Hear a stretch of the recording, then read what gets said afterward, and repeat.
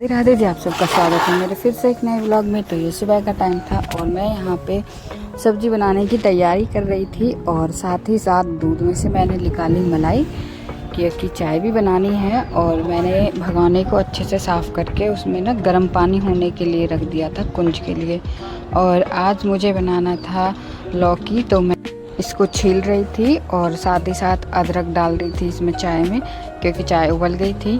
और फिर मैंने इसको अच्छे से काट लिया था और मैंने एक टमाटर भी डाला था इसमें। और फिर मैं लगाने लगी आटा, क्योंकि आटा लग के रख जाएगा तो वो इतने मतलब रोटी बनने का टाइम होगा तो सही से रोटी बन जाएंगी। तो इसलिए फिर मैंने चला दिया गैस और उस पर रख दिया कुकर। तो अभी एक साइड मेरी चाय बन रही है और एक साइड मेरी सब्ज़ी बन रही है। तो फिर लाइट आई थी तो तब मैंने पानी इंडक्शन पे रख दिया था। और मेरा मसाला जब अच्छे से पक गया था तो मैंने उसमें डाल दिया लौकी को जो मैंने काट रखा था। तो मेरी जो चाय थी वो बन गई थी और मैंने पहले ठाकुर जी के लिए घाल ली थी और फिर बाद में अपने तीनों के लिए।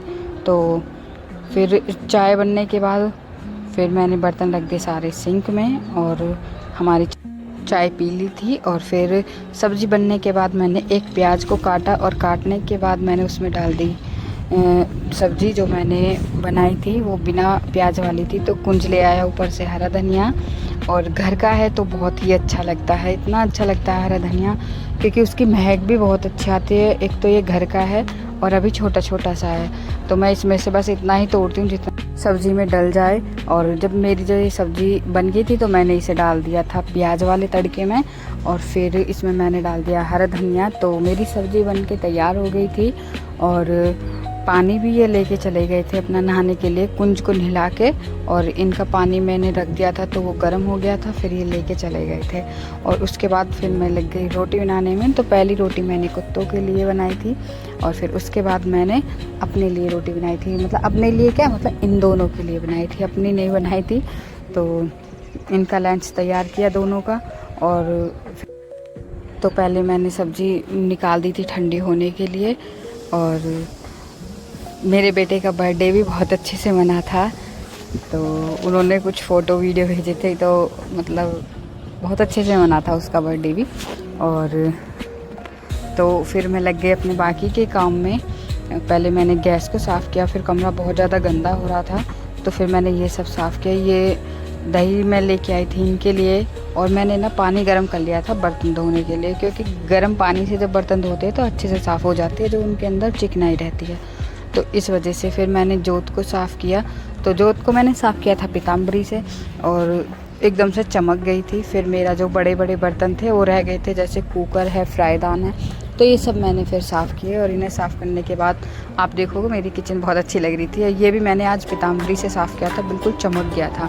तो फिर मैंने अपनी सिंक साफ़ की और जोत भी मेरी चमक गई थी। फिर मेरा जो सारा घर का काम था वो सब हो गया था।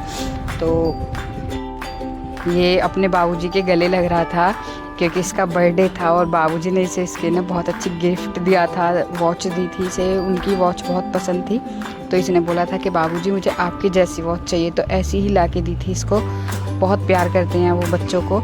और फिर मैंने दोपहर का टाइम था तो चाय बनाई थी अपने और कुंज के लिए, क्योंकि कुंज ज़्यादा नहीं पीता है, पता नहीं इसकी क्या हो रहा है कि ना तो कुछ ज़्यादा खाता है ना पीता है ज़्यादा, तो थोड़ी थोड़ी बनाई थी अपने और इसके लिए। और फिर मैंने किए बर्तन साफ़ जो मेरे और ठाकुर जी के और कुंज के थे।